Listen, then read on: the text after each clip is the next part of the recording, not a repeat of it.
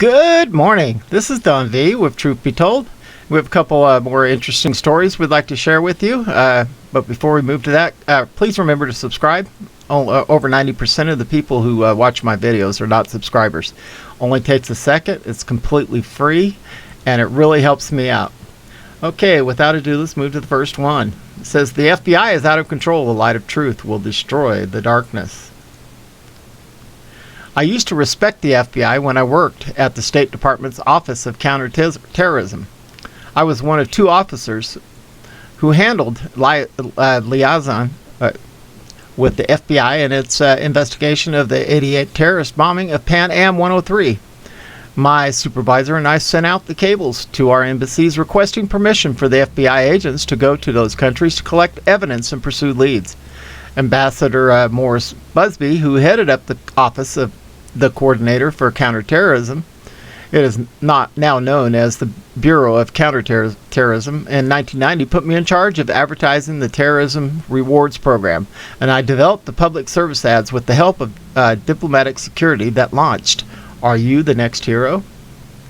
In the process of developing these ads, I coordinated closely with the FBI, including the Deputy Director of the FBI. The advertising campaign, which launched in August of 1990, played an important role in leading to the capture of the terrorists who planned and executed the bombing of the World Trade Center in '93. Diplomatic security officers Brad Smith and Mike Parks provided critical assistance in implementing the program. I participated in the training of the Foreign Emergency Support Team, FEST, which put me in regular contact with the FBI members of that team. The men and women I worked with were apolitical patriots. That was then. Today's FBI is a nightmare. They have turned the FBI into a political force akin to the East German Stasi and the Nazis' Gestapo. Instead of protecting American citizens, they are spying on patriots and launching groundless cases such as BS charges brought against DEA agent Mark Ebram.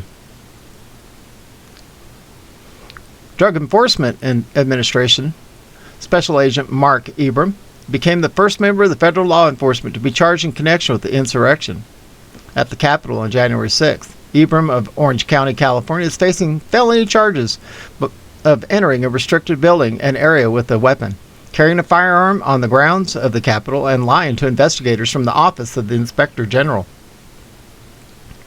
While the affidavit states Ebram didn't actually enter the Capitol building, the affidavit includes a photo of Ebram inside the first set of fencing and barricades that surrounded the Capitol before the crowd broke through, and alleges Ebram was on Capitol grounds that day. Not only did Ebram not enter the Capitol, he was there with his brother, who was an FBI agent, but he also was there with a friend, who it turns out was an FBI informant. That FBI informant was encouraging Ebram to go inside. Ebram did not.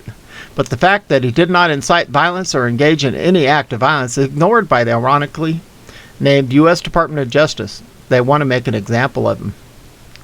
Tucker Carlson interviewed Ebram and his attorney on Tonight's Show, July 22nd. The video is not yet posted, but it's worth your time. Ebram is not alone. As most readers of the Gateway Pundit know, there are hundreds of Americans that have been unjustly arrested and jailed for the act of walking into the Capitol. They attacked no officers, they destroyed no property, they carried no weapons, but they were infiltrated by the FBI informants who were inciting people who were angry, legitimately so, over can't say that, and the failure of our pathetic justice system to hold Antifa and Black Lives Matter terrorists to account. Most thoughtful Americans recognize the appalling double standard that is being applied. If we look back through history, however, this is not the first time the FBI has tried to subvert a patriot. Just look back at what they tried to do to Martin Luther King. They tried to paint him as an agent of the Soviets, but Martin Luther King was not trying to destroy America, notwithstanding his shortcomings as a man. He was fundamentally committed to peaceful challenging a system of racial oppression put in place by Democrat politicians. His profound insights still resonate to this day, as he wanted a country that would judge people according to the content of their character rather than the color of their skin. I will make this very simple. Do not trust the FBI. Do not help the FBI. Do not cooperate with the FBI. If you must talk with someone from the FBI, only do so with an attorney present.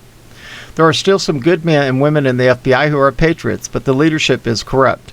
If you are involved in organizing to peacefully resist this oppression, be cautious of any member of your group who is encouraging you to act unlawfully. What happened in the alleged plot to kidnap Michigan's lame governor is not an aberration. The majority involved in the scheme were FBI assets who took an active role in encouraging and planning the kidnapping. FBI agent Richard Trask is the new poster boy for FBI miscreants. Moving on. Cyber expert CodeMonkey Z posts explosive background information on Mike Lindell's upcoming cybersecurity E.Data. Mike Lindell befriended President 45 during the 45's administration. Now Lindell is trying to help save the country by addressing the F in the 2020 E. Mike Lindell put together its Absolute Truth movie months ago. In this video, I interviewed many individuals who were working to unearth the massive amounts of F in the 2020 E. During the last segments of the movie, he brought on a lady named Mary Fanning, who provided information to him that she assured showed that China and multiple other countries were involved in the E by obtaining VM data in the U.S. and then moving it to China and up to 70 countries where it was edited and give Slow Joe the can't say that and then sent back to the U.S. for reporting. I'm sorry I can't say those words because they're looking for them. The information that proved Fannin's claims was provided to her by a man by the name of Montgomery. Unfortunately, we pointed out in February Montgomery was a known fraudster. It appears hucksters may be working to sabotage the E-audits and investigations and embarrass President 45 and his loyal supporters. It would be naive of us not to think that the DS would be doing this after all the criminal actions they have done to date over the 45's years. Now another IT expert is beginning to look into the data provided to Mike Lindell. Ronald Watkins, or CodeMonkey Z on Telegram, is a former site administrator of the image board website 8channel. He has played a major role in exposing the widespread EF in the 2020 U.S. presidential E. Ron appeared on OAN in November 2020. Watkins discussed what to do in a series of posts on Telegram on Thursday night. Here's Watkins' breakdown of what to look for with Mike Lindell's information, along with Watkins' comments below. We have added comments from another cyber expert who reviewed these comments, and we have added these comments in green. Mike Lindell's PCAPs are very important and might be absolute proof of a cyber operation that targeted the E. I say might because PCAPs are a very specific thing and would need to be proven with analysis before we know for sure. In green it says, there is no such thing as absolute proof of a cyber operation. Any evidence, unless you yourself generated the content, can only be expressed as a degree of certainty. Okay, 2. PCAP is an abbreviation for packet capture.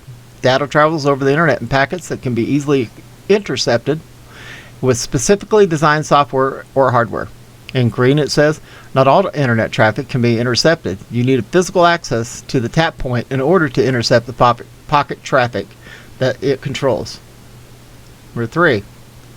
Packets are relayed over many nodes and jumps between origin and the recipient. Any of these relays or networks in between are able to capture packets which pass through. In green it says, data packets often travel over a complex path of networks between source and target. 4. Just having 100 gigabytes of packet captures means nothing on its own, since packets are being sent constantly back and forth over the internet. The fact that you're able to read this message means you are receiving packets in real time. Green. For the novice reading this, gorilla bytes is not a real measurement. Yeah. Number 5. Since packets are sent back and forth constantly, with any amount of jumps or networks in between, anybody along the route could theoretically capture the packets holding your online banking password and steal your money. Now, why isn't everyone's online bank account getting hacked every day by people who get the smart idea to run packet capturing software? TLS, or transfer layer security, encrypts your data before sending it over the network. If anybody captures your packets while you're using TLS, then they just see a garbled mess. In green it says TLS is only one of many security measures that are used to protect packet traffic. Number 8. Only the recipient and sender of the packet will know what the packet contains if TLS is used. In green it says TLS can still be intercepted, decoded, modified in transit. Number 9. Now let's think for a second about Mike Lindell's PCAPs. Number 10. If Mike Lindell has PCAPs that prove there was a cyber operation that targeted the E networks, then first we need to think about how he got the PCAPs. Number 11. If we assume TLS was enabled, then Mike Lindell would only be able to get intelligible PCAPs if that person logging the packets was either the sender, receiver, or cracked the encryption of the packets.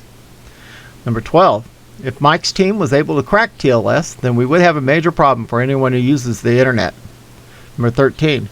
There are man-in-the-middle techniques that could grab packets through to be end-to-end encrypted, but very few groups are in position to do so. See NSA, Cloudflare, etc. Number 14. Now let's assume that the sender-receiver of the packets didn't use TLS. If Mike's team was able to run the packet capturing mechanism somewhere along the network routes that the E.Data took, the TLS was not enabled, then we can essentially conclude that he has it all. Number 15. The barrier to entry to use TLS is very low. It takes but a minute to enable on a server or software and takes seconds as an end user. HTTPS is TLS. HTTP isn't. If election management software sent packets over the internet without at least enabling TLS, then that indicates that they are careless about implementing security at the least, and might even be potentially malicious. Number 17. If you have not seen Mike Lindell's PCAPs and don't know the circumstances and data he has, but this could potentially be huge if he is able to verify and properly analyze what happened on the networks on E-night. Packets consist of two portions, the header and the payload. The header contains information about the packet, such as origin, destination IP address. An IP address is like a computer's mailing address. The payload is the actual data. There is much to unwind here and reconcile. Experts are already digging into Mike Lindell's claim before his much anticipated symposium on August 10th to the 12th.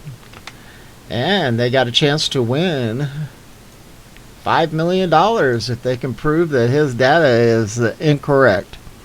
At any rate, got some really good stuff happening here in the future. If you watched my previous videos, seems like a whole lot of info is coming the second week of August. So, God willing, we're going to see some big changes during that week. At least find out a whole bunch of info. At any rate, this is Don B with Truth Be Told, and we are out of here.